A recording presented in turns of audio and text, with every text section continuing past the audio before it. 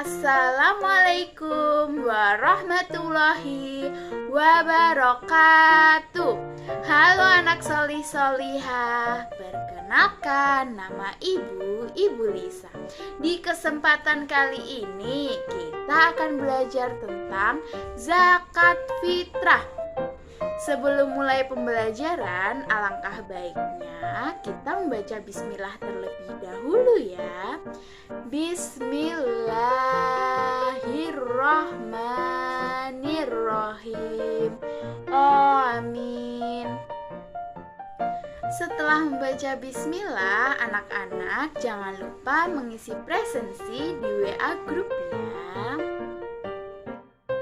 Tujuan pembelajaran hari ini yaitu setelah mengamati, menanya, mengeksplorasi, mengasosiasikan, dan mengkomunikasikan, peserta didik mampu menjelaskan tata cara zakat fitrah dengan cermat dan mempraktikkan serta mensimulasikan tata cara membayar zakat dengan baik dan benar.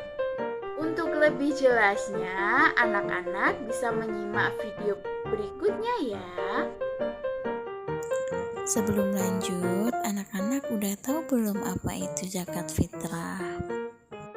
Pengertian zakat fitrah dibagi menjadi dua, yaitu secara bahasa dan secara istilah. Secara bahasa, zakat fitrah terdiri dari dua kata, yaitu zakat dan fitrah.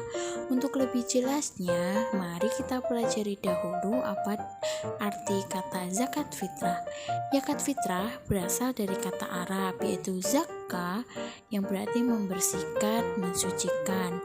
Kata fitrah juga berasal dari bahasa Arab, yaitu fitrah, yang berarti kejadian fisik atau badan. Jadi, zakat fitrah secara bahasa mempunyai arti membersihkan diri. Pengertian zakat fitrah secara istilah yaitu memberikan harta yang berupa makanan pokok yang diserahkan kepada golongan atau orang yang berhak menerimanya dengan syarat-syarat tertentu. Zakat fitrah juga disebut dengan zakat jiwa atau zakat nafsi. Mengapa demikian? Karena zakat fitrah mempunyai tujuan sangat khusus untuk membersihkan jiwa seseorang Muslim setiap selesai mengerjakan ibadah puasa wajib di bulan Ramadan di setiap tahunnya. Hukum zakat fitrah adalah wajib bagi setiap orang Islam. Dasar hukum zakat fitrah terdapat dalam firman Allah surat Al-A'la ayat 14-15. Besarnya zakat fitrah yaitu 1 sok atau 3,1 liter atau seberat 2,5 kg.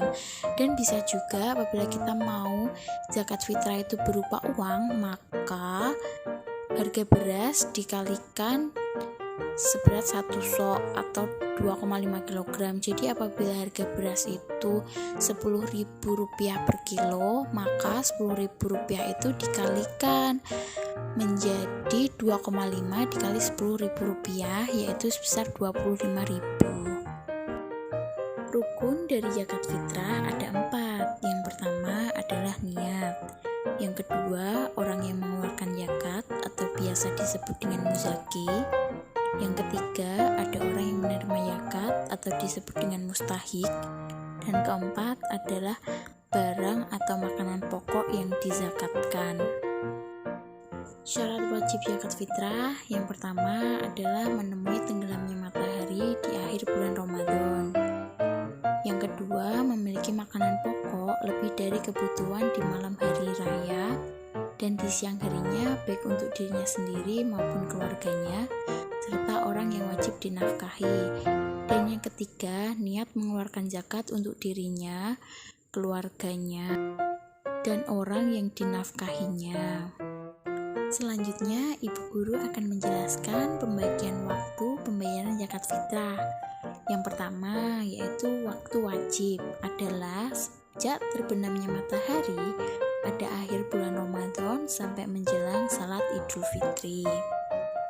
Yang kedua, yaitu waktu haram adalah membayar zakat fitrah setelah terbenamnya matahari pada hari raya Idul Fitri.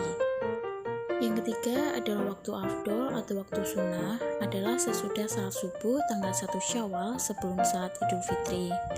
Yang keempat yaitu waktu mubah atau waktu yang diperbolehkan adalah sejak tanggal 1 Ramadan sampai dengan akhir bulan Ramadan.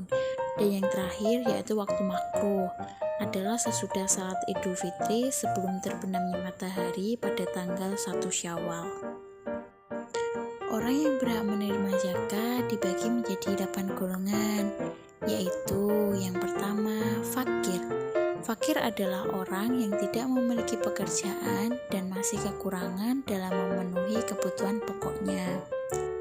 Yang kedua yaitu miskin, adalah orang yang memiliki harta tetapi hanya cukup untuk memenuhi kebutuhan hidupnya. Yang ketiga yaitu amil, adalah orang yang mengelola pengumpulan dan pembagian zakat. Yang keempat mu'alaf, adalah orang yang masih lemah imannya karena baru mengenal dan menyatakan masuk Islam. Yang kelima riqab atau budak mukotab, yaitu budak sahaya yang memiliki kesempatan untuk merdeka tetapi tidak memiliki harta benda untuk menebusnya. Yang keenam gorim, yaitu orang yang memiliki utang banyak sedangkan dia tidak bisa melunasinya. Yang ketujuh fisabilillah, adalah orang yang berjuang di jalan Allah sedangkan dalam perjuangannya tidak mendapatkan gaji dari siapapun. Yang kedelapan adalah ibnu sabil, yaitu orang yang kehabisan bekal dalam perjalanan sehingga sangat membutuhkan bantuan. Penjelasan selanjutnya yaitu orang-orang yang tidak berhak menerima zakat fitrah. Yang pertama adalah orang kaya dengan harta atau kaya dengan usaha dan penghasilan. Yang kedua hamba sahaya, karena masih tanggungan pemilik hamba sahaya. Yang ketiga keturunan Rasulullah SAW. Yang keempat orang yang tidak beragama Islam atau non-Muslim. Yang kelima orang yang tercukupi nafkahnya oleh orang yang menanggungnya. Yang keenam adalah orang yang dinafkahinya. Dan yang ketujuh yaitu orang yang fisiknya kuat dan berpenghasilan cukup. Berikut adalah tugas yang ibu guru berikan ya. Kalian kerjakan di buku tulis masing-masing, lalu difotokan dan dikirimkan ke WA grup ya. Setelah anak-anak mengamati video sebelumnya, apabila ada materi yang belum dipahami, kalian bisa tanyakan di WA grup ya. Jangan lupa juga tugas yang tadi dikerjakan lalu dikirimkan melalui WA grup. Untuk menutup pembelajaran pada hari ini, mari kita ucapkan hamdalah bersama-sama. Alhamdulillahirabbil alamin. Pesan ibu guru, anak-anak selalu jaga kesehatan ya, selalu pakai masker, cuci tangan, jaga jarak, dan jangan lupa tugasnya dikerjakan ya. Ibu cukupkan sampai di sini. Wassalamualaikum warahmatullahi wabarakatuh. Sampai jumpa di kesempatan berikutnya ya.